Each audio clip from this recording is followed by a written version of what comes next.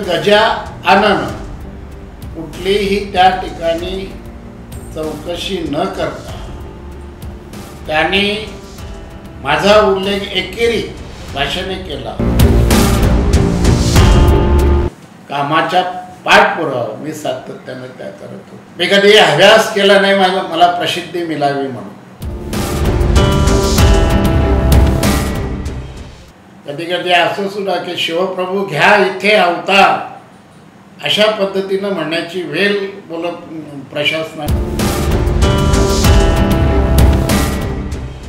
Nerul sector 1 स्थित सिंहासन पर विराजमान छत्रपति शिवाजी महाराज की प्रतिमा के उद्घाटन को लेकर नवी मुंबई महानगर पालिका से लगातार हो रहे विलंब के मुद्दे पर नवी मुंबई का राजनीतिक सियासी पारा अब गर्मा चुका है। ऐसे में मनसे नेता अमित ठाकरे के नेतृत्व में नवी मुंबई मनसे ने खुद छत्रपति शिवाजी महाराज की प्रतिमा का अनावरण कर नवी मुंबई महानगर पालिका की उदासीन भूमिका का पर्दाफाश किया है। मगर इसी दौरान एक शाब्दिक झड़प में तुम्हारा महापौर ही उद्घाटन को रोक रहा है। इस वक्तव्य के खिलाफ अब पूर्व महापौर जयवंत सुतार ने अपना आक्रामक रुख अख्तियार करते हुए आलोचकों को स्मरण करवाया है कि इस प्रस्ताव को लाने वाले वही हैं। इस प्रस्ताव के लिए महापौर की स्वैच्छिक निधि देने वाले भी वही हैं। इस प्रस्ताव को सभी अनुमतियों के बाद अमली जामा पहनाने वाले भी वही हैं और छत्रपति शिवाजी महाराज की प्रतिमा के अनावरण के मुद्दे पर मुख्यमंत्री से लेकर स्थानीय प्रशासन तक पत्र व्यवहार करने वाले और कुपोषण की गंभीर चेतावनी देने वाले भी वही हैं। जयवंत सुतार ने अपने चित परिचित लहजे में आलोचकों को मुंह तोड़ जवाब दिया। नेरुला फेज 1 मध्ये जो विकास होत असताना त्या ठिकाणी नेरुलमध्ये शिवाजी चौक एक तयार झाला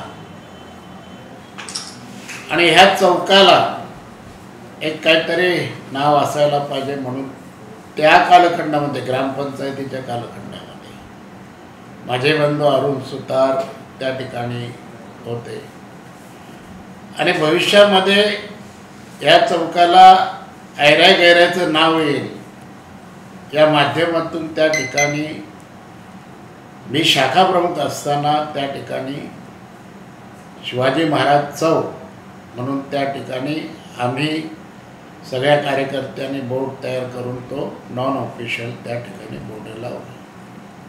तेव्हापासून तो शिवाजी चौक हा प्रचलित झाला। 1995-96 मध्ये त्या ठिकाणी मी सभागृहामध्ये गेल्यानंतर त्या सभागृहामध्ये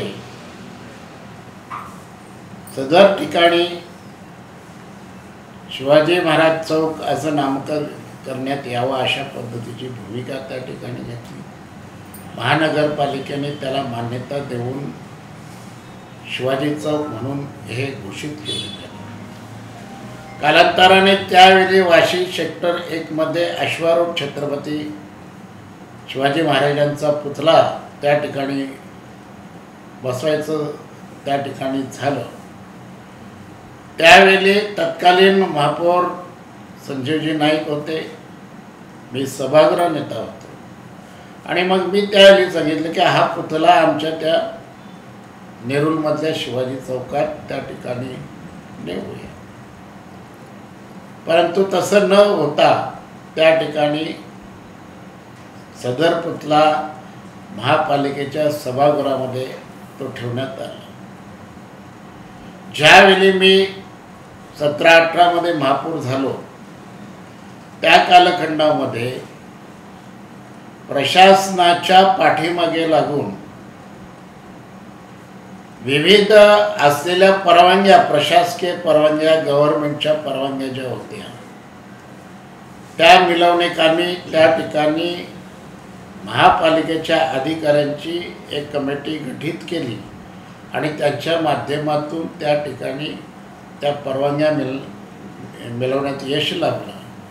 त्यानंतर त्या ठिकाणी छत्रपती शिवाजी महाराजांचा सिंहासनादी त्या आरूढ पुतळा उभारण्यात यावा अशा पद्धतीचं प्रस्ताव प्रशासनाला मी करण्यासाठी भाग पाडला। त्यावेळी माझी महापौर स्वेच्छानिधी जो 50 लाख उभारून त्या ठिकाणी अन्य त्या चौकाचं सुशोभीकरण मग मावळे असतील हे त्या ठिकाणी तोफा वगैरे अशा पद्धतीने करण्यात आलं। आणि मग त्यांनी प्रशासनाने त्या ठिकाणी पुतळा बसवण्याबाबतचा त्या ठिकाणी निविदा काढली, निविदा मंजूर झाली। तोपर्यंत त्या कामाच्या पाठपुरावा मी सातत्याने त्या करत होतो। मी कधी अभ्यास केला नाही मला प्रसिद्धी मिळावी म्हणून, परंतु त्या ठिकाणी आपल्याला सांगू इच्छितो की वनमंत्री लोकनेते गणेशजी नाईक साहेब यांची 5 तारखेला त्या ठिकाणी आमची आढावा बैठक होती। त्यावेळी तो मुद्दा मी त्या ठिकाणी मांडला की ह्या पुतळ्याचं अनावरण कधी करताय, प्रशासनाची भूमिका, असं मी विचारलं। प्रशासनाने त्या ठिकाणी उत्तर दिलं नाही। आणि मग मी 10 तारखेला महाराष्ट्र राज्याचे मुख्यमंत्री देवेंद्र फडणवीस साहेब, वनमंत्री गणेशजी नाईक साहेब, पोलीस आयुक्त नवी मुंबई आणि आयुक्त नवी मुंबई महानगरपालिका यांना लेखी पत्र त्या ठिकाणी मी दिलं गेलं आणि सांगितलं की बाबा या ठिकाणी ह्या पुतळ्याचं अनावरण करा। छत्रपती शिवाजी महाराजांनी आग्र्याहून सुटका मोगलांच्या कालखंडामध्ये त्या ठिकाणी केली, हा इतिहास आहे। त्या छत्रपती शिवाजी महाराजांना आज ग्रीन नेटमध्ये जखडून ठेवलेला आहे आणि त्याच्यातून त्या ठिकाणी सुटका कधी करणार अशा पद्धतीची भूमिका मी मांडली। कधी कधी असं सुद्धा की शिवप्रभू घ्या इथे अवतार अशा पद्धतीनं म्हणण्याची वेळ प्रशासनाने आणलेली आहे। या ठिकाणी महापालिकेची त्या ठिकाणी निवडणुकीच्या काही सुरू असताना आचारसंहिता लागेल आणि आचारसंहिता लागल्यानंतर पुन्हा एकदा त्या ठिकाणी ते उद्घाटन लागेल। यापूर्वी मी त्या ठिकाणी शिवजयंती झाल्या, 1 मे झाला, वेळोवेळी त्या ठिकाणी प्रशासनाला विनंती केली की बाबा याचं आपण अनावरण करावं, परंतु करू करू करू अशा पद्धतीनं उत्तरं दिली, ठोस भूमिका घेतलेली नाही। आणि म्हणून 10 तारखेच्या पत्रामध्ये मी नमूद केलं की त्या ठिकाणी नव्या मुंबईतील नेरूळमधील जे शिवप्रेमी नागरिक आहेत त्यांच्यासह मी त्या शिवाजी चौकामध्ये उपोषणाला बसेन अशा पद्धतीची पत्रामध्ये मी त्या ठिकाणी नमूद केलेलं आहे। काल काही पदाधिकाऱ्यांनी राजकीय दृष्टिकोनातून बेकायदेशीर त्या ठिकाणी अनावरण केलं। या अनावरण करत असताना त्याचा जाब तेथील काही कार्यकर्ते विचारण्यासाठी गेले असता नव्या मुंबईला स्वतःमध्ये गजा आनन,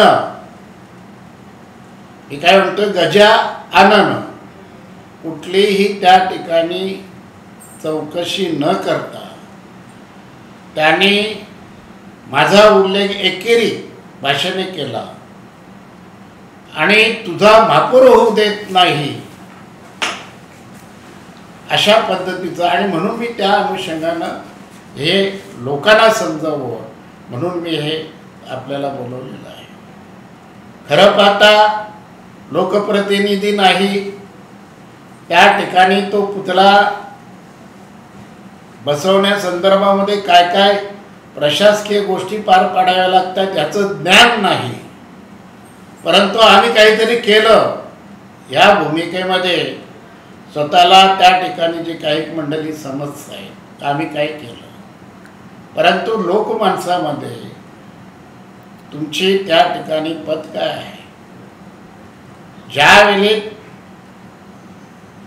माजी महापौर म्हणून